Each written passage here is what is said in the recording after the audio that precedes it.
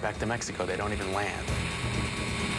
This is happening almost every day on the southwest border these days. Since last October, there have been more than 36 sightings of unmanned aircraft flying along the southwestern border.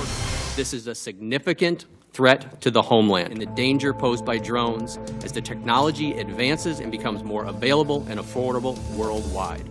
So far this year, we have observed more than 100,000 people who have successfully evaded arrest.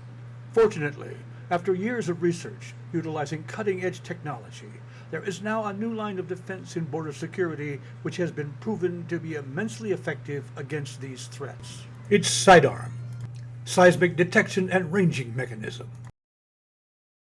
SEIDARM is seismic technology. SEIDARM can identify one person walking 500 feet away. It can identify low-flying aircraft.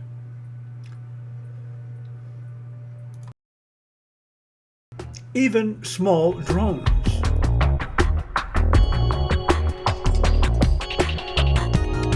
Drone yellow. It can pinpoint the location of a breach, including tunneling. It can alert law enforcement immediately.